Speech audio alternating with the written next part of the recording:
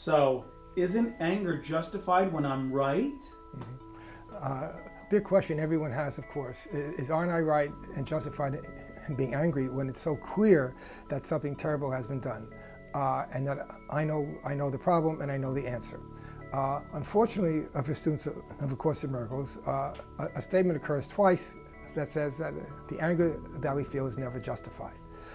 It never says we should not be angry, or that we shouldn't, or that it's a sin to be angry. It simply says that when you do get angry, don't try to justify it.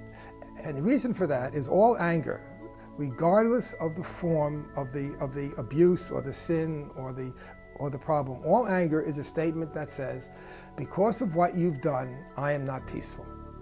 Because of what you've done, hundreds and millions of people are not peaceful. Right? That's a lie. Right? William Blake said long ago, don't believe the lie. Right? Everything in this world is a lie. Right? There's a line in the Course that says, nothing so blinding as perception of form.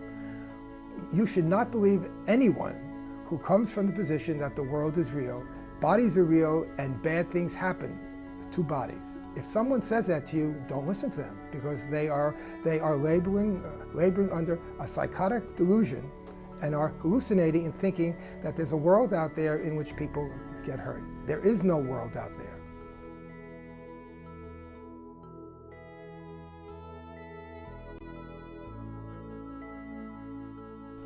It would be like if I had a dream tonight about you, and I saw you the next day, and in that dream I had about you last night, you do something really unconscionable to me. You abuse me, attack me, you're terrible.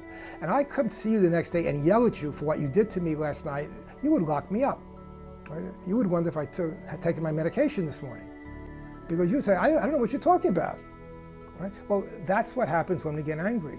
We are blaming other people for the dis-ease that we feel.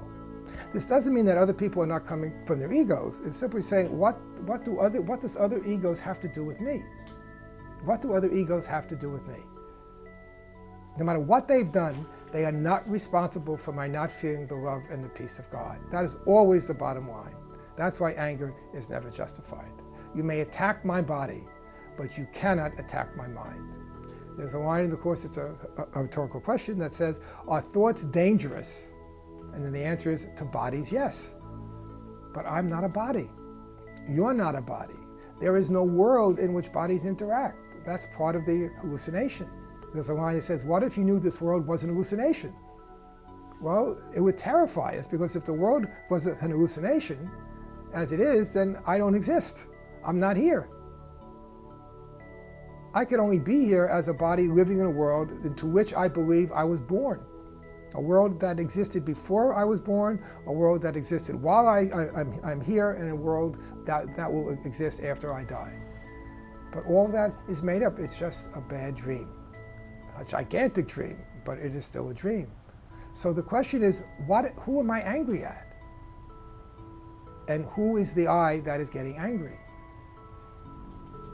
I want to get angry at you. That's why anger is such a problem. And psychologists are very wrong. I can speak of that since I'm a psychologist. Psychologists are very wrong when they say that anger is a basic human emotion. It's not a basic human emotion.